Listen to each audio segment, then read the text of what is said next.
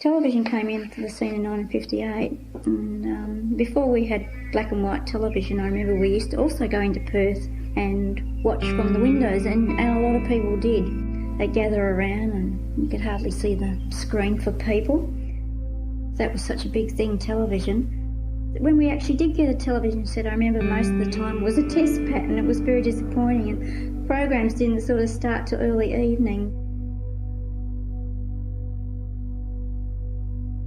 They had a card table and some chairs at the corner of Laurel Avenue and Mullaloo Drive, and they were selling blocks of land here. So we decided to buy a block.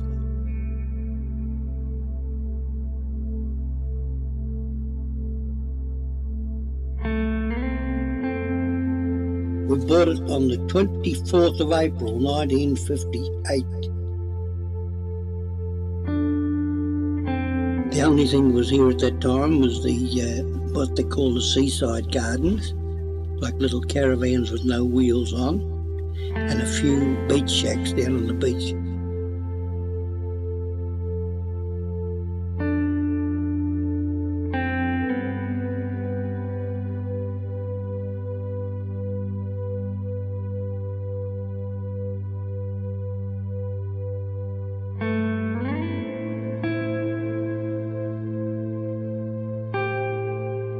Eventually they had to go.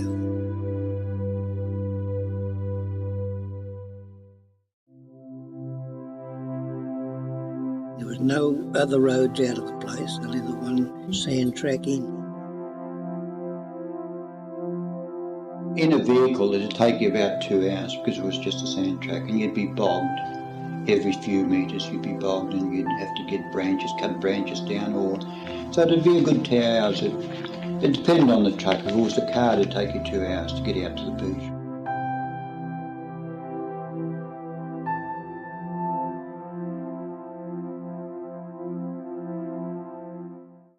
Between us, we sort of had our own social activity, whether it was play the piano or recite poetry or whatever. I remember in one case the Lockwoods coming over, and Bill Lockwood got up and danced the dance of the Seven Veils, and he had women's underwear on and all these scarves and things, and we really entertained ourselves. We used to have wild brumbies that used to come into the area too, and they used to come up to the houses at night. There's hardly any fences, and come out in the morning and occasionally see your bin knocked over, things like this.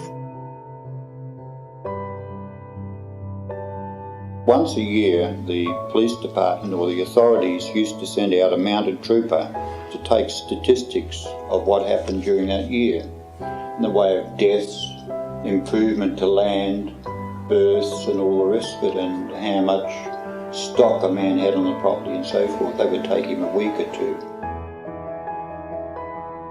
There used to be cattle which used to roam through the area there from the dairy at Oakley Road in Corrine. Pretty poor fences though, because the cattle used to come just straight through the fence anywhere.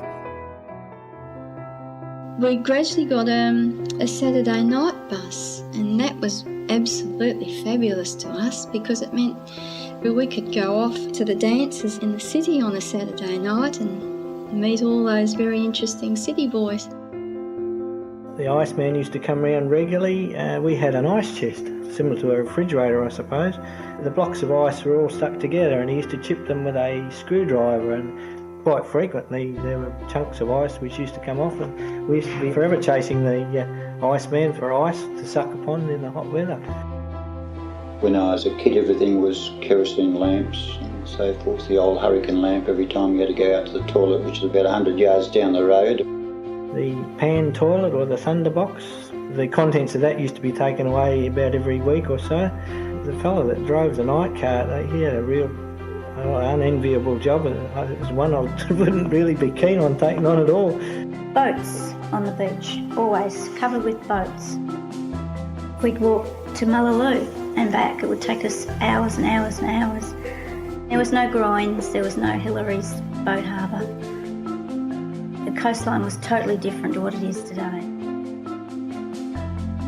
We realised that the creation of Joondalup was not going to take 2 years or 3 years, it was going to take 20 years.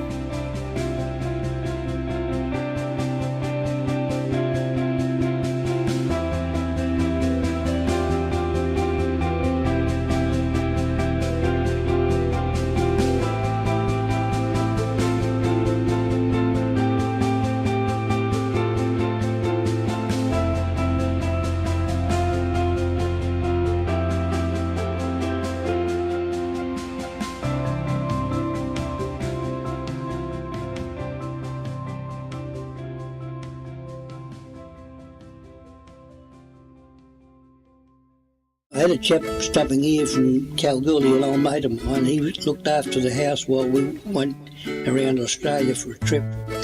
And when we come back, they were advertising chickens up here. And he said, oh, well, you got this copper here, we'll go and get some and boil them up. He was very good at dressing poultry. And when we come home, got the chickens all ready to go, lifted the lid of the copper up to put some water in.